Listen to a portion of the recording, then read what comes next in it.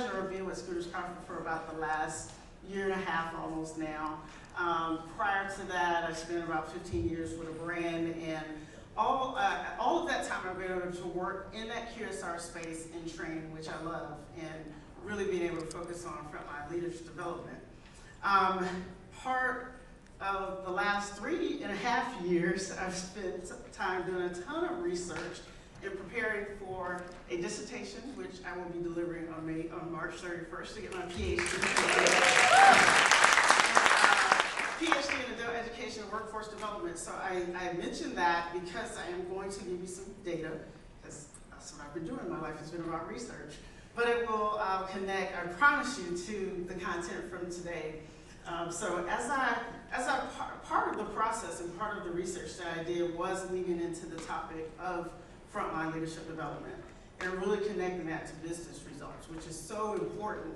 And when we think about scaling up the next generation of leaders, that is that next generation. And it's not necessarily an age thing, it's just where those people are within their careers. So I want you to take a moment and just do a little mind trip with me. Think about the first manager that you had, or it doesn't have to be the first manager. Think about the best manager you've ever had, and just maybe jot down 1 or 2 characteristics of that person as to why they really stood out to you, why they had an impact on you.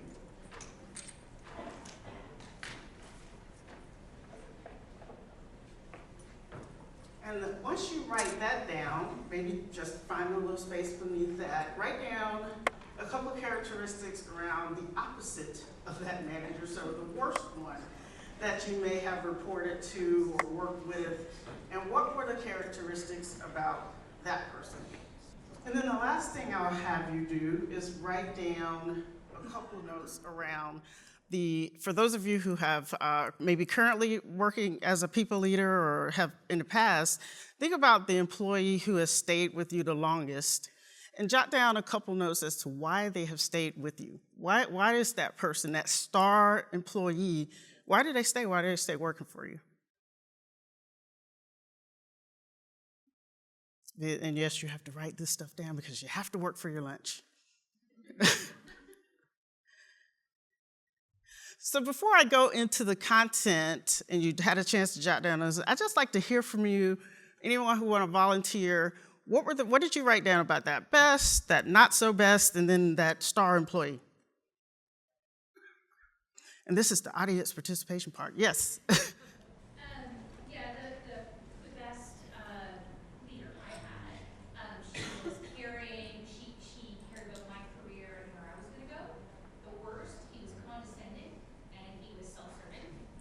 And then my person that follows me is where I go as a leader. He trusts me that I have his best interests at heart. Ooh, trust, that's a really big one.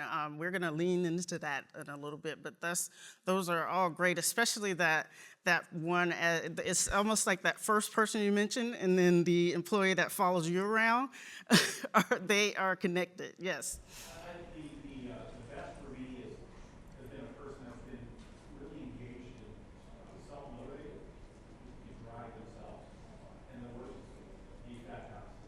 The person that it's a full-time job, just wanting to get on board with something new to try to do the right way. To challenge that person motivated. I think the person that probably tenure-wise that stayed the longest is somebody that I think you build that connection. Mm-hmm. Get to know each other so well that it's just that not this personal relationship, but it's that more personal relationship that just you trust. There's a lot of trust there, a lot of trust in this positive. Just the integrity there. You just know they're doing the right thing. In both ways. I trust them. They trust me, and it's just a great relationship. Yeah, and that relationship piece is so big, and it is a personal relationship. Even though it starts at work, it's a personal relationship. And one of my Scooters Coffee colleagues, I love the fact that you threw in one of our values, integrity. Thank you for mentioning that. Anyone else? Yes. Yeah, I would say the best one always listened to me and that empowered me to be better. Was my cheerleader, really cared about being outside the four walls. The worst really didn't listen to me, but also I didn't feel valued. I felt treated as a number.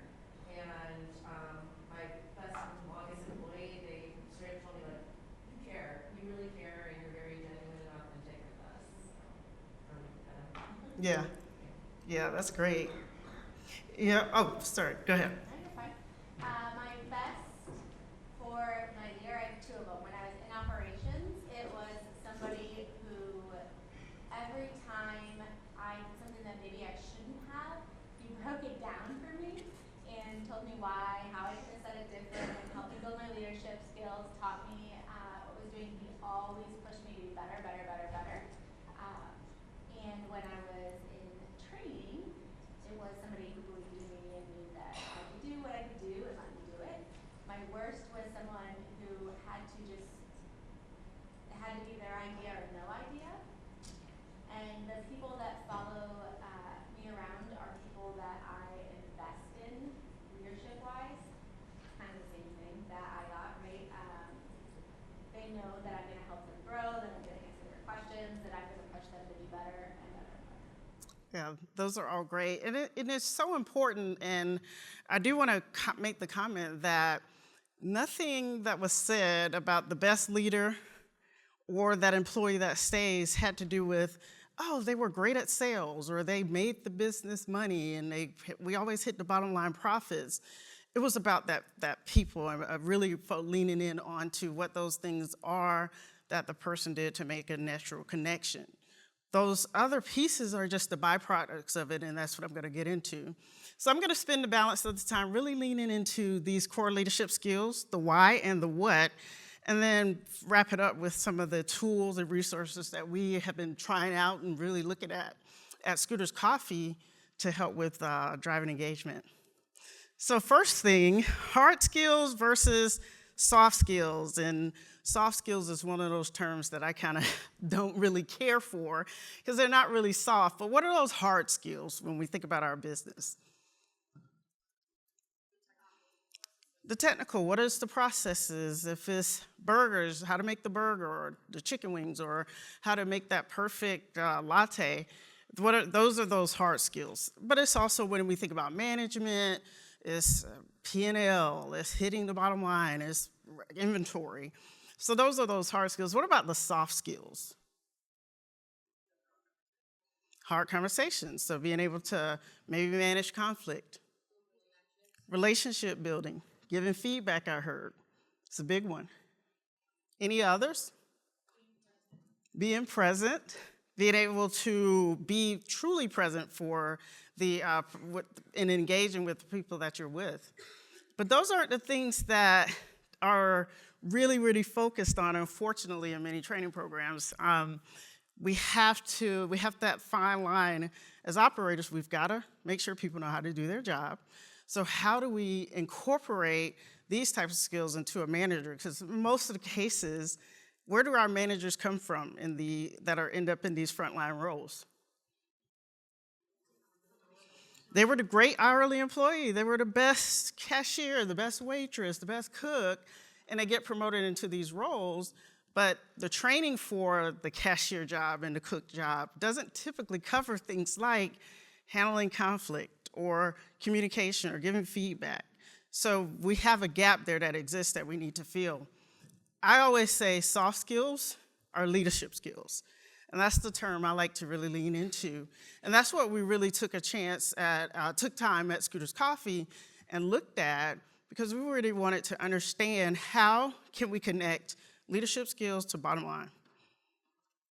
So I'm going to play Captain Obvious here and just give you a few stats and talk a little bit about the obvious, the disconnect. Now, research has found that there's 3 key areas frontline leaders focus on. And you see them listed here. You've got the people, the business, and the personal.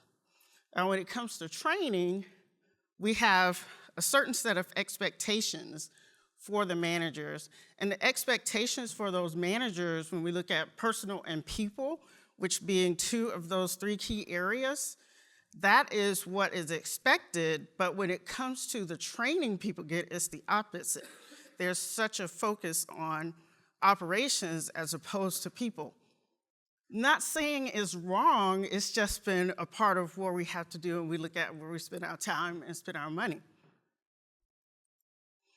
This I thought was a really interesting stat, and this comes from Guest X, so you probably have heard of this, or probably seen this stat before, but just take a moment and read through that. And I'll just ask to see what stands out to you when you see that. The trickle effect. That I guess, using the imagery there, that we're investing in the manager training, but it has an impact on non-managers. Exactly. You just hit it right. There's the key stat there. When we look at the percentage that's spent on developing leadership skills, that trickle-down effect to get to lower cost and turnover, both at the management level and at the employee level, that is the key. That's the key benefit. And we all know the stats around being able to reduce turnover and how much money how that can actually impact our bottom line. It can go a long way. I do want to make this statement. Management training does not develop leaders. It develops managers. We tend to spend a lot of time, myself included, on management training. I'm just now getting to the point where I'm understanding that is not really developing leaders. So how do we develop leaders? This is a program that we piloted last year at Scooter's Coffee. I actually did this with Kathleen Wood Partners as part of my research for the PhD. And the managers went through a 6-month program. Each month there was a different topic that was covered. Each of these topics, what we did was connect it to core leadership skills: emotional intelligence, communication, delegation, and conflict management. These managers went through this program, surprisingly enough, over the 6-month period. We kept all of them in the program. They only had to meet twice a month for 2.5 hours a month. That's total out of the 2 meetings. So the first meeting was an hour and a half. They worked through a particular skill or topic. So, for example, conflict communication for success. And then the second meeting 2 weeks later was a coaching session. So they could be given a tool to utilize, work on while they're back at the store. And then when they come back to that coaching session, they would actually have a chance to talk about how they use that resource. So what we found from this were some of the skills that the managers used in the tools, they are still using today, and they have actually carried over into their private quote-unquote lives. Things like in the priority planning for performance, they were given a priority matrix tool. Simple tool, Excel file. What are the things that you have to do? What are the things that you maybe don't have to do? And fill that out. They found that they had time for other tasks. They had time for the what-ifs that might happen. One manager shared that they had time to take a vacation that they had never had since working at their store for almost 5 years. 5 years hadn't taken a vacation, and they were going to take a vacation with their spouse. Another manager shared how they were able to take a weekend off when the store had a big coffee order. Normally she would have worked, would have come in to make sure that that order went out correctly. She let her team take charge of it and handle it. She didn't get a phone call, she didn't get a text message, and she was surprised that that happened because she just thought, how are they gonna be able to manage this? It was just a matter of the team getting communicated to properly and delegating the actual task, and they were able to handle it. No issues at all. So this program, like I mentioned, is 6 months, 2 virtual meetings in length. By the way, if you want to take a scan at that QR code, that code will take you to some of the details about the program.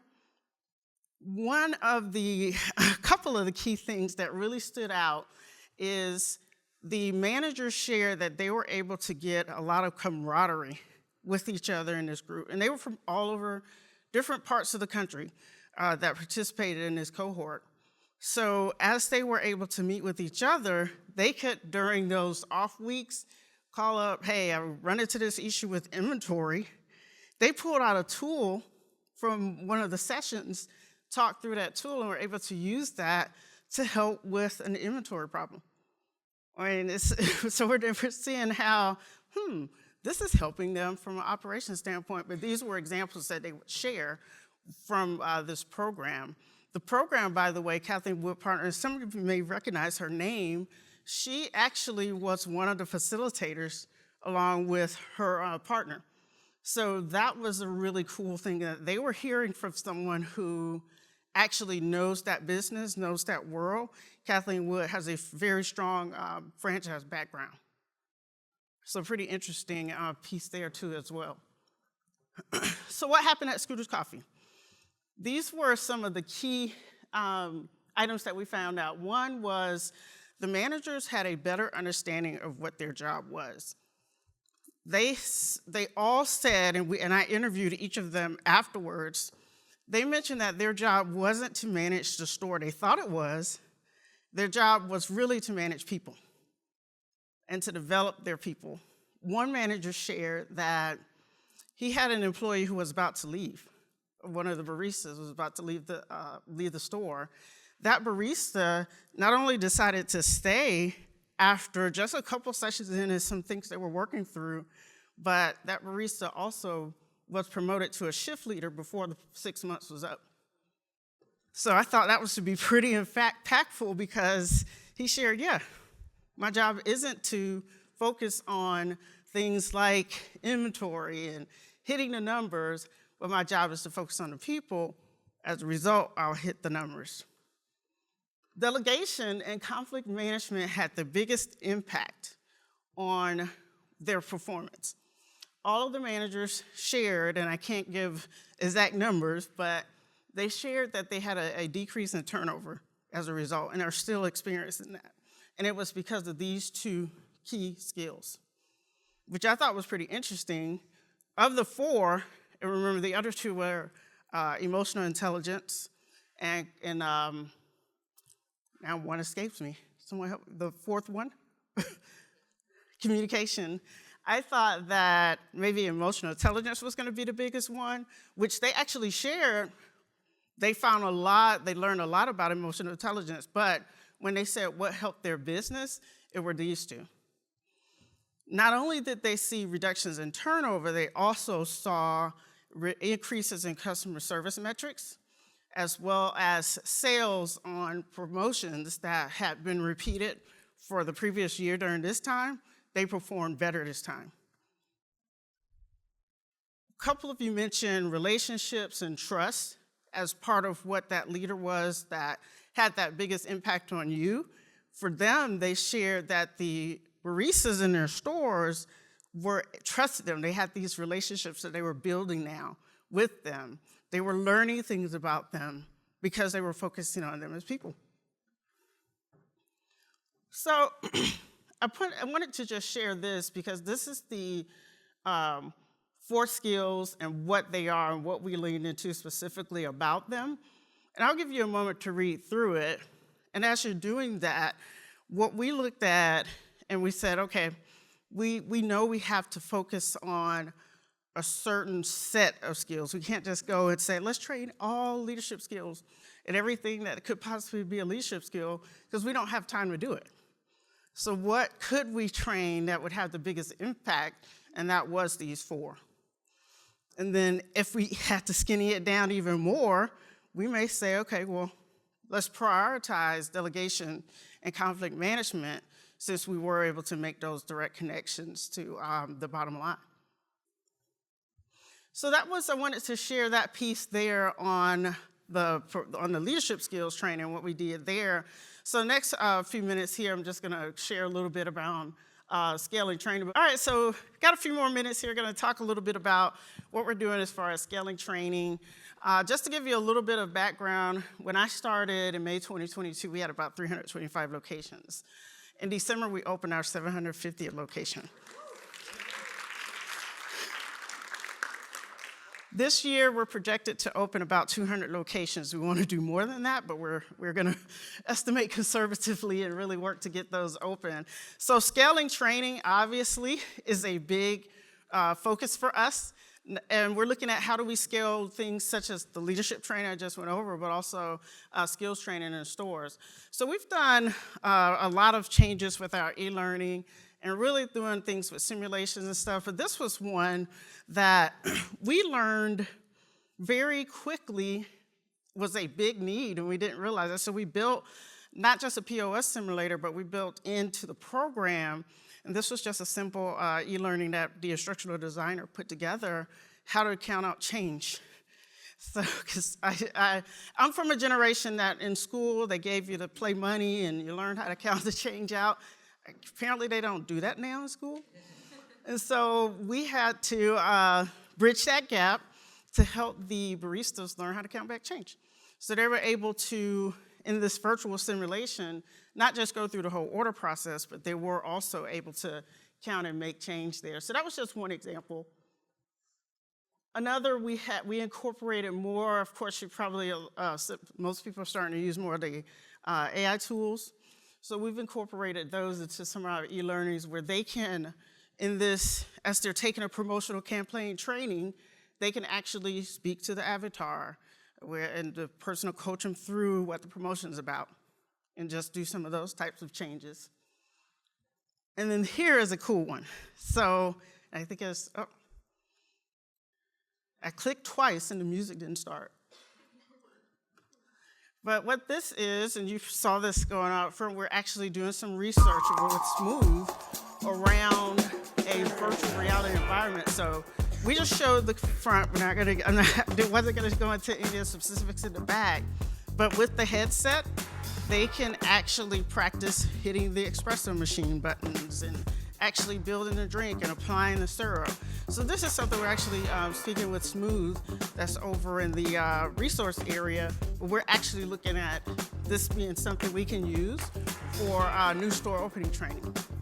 Being able to help hopefully get the baristas up to speed faster by using a tool like this. So there's a lot that we're considering, we're looking at and playing with at Scooters Coffee, both to scale leadership development, but also skills training as well.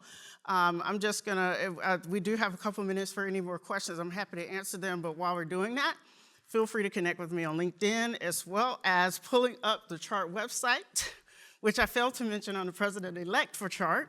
So thank you. We have a conference coming up, by the way, so if anybody's looking for another conference to come to, we've got one coming up March 2nd through 5th, Charlotte, North Carolina.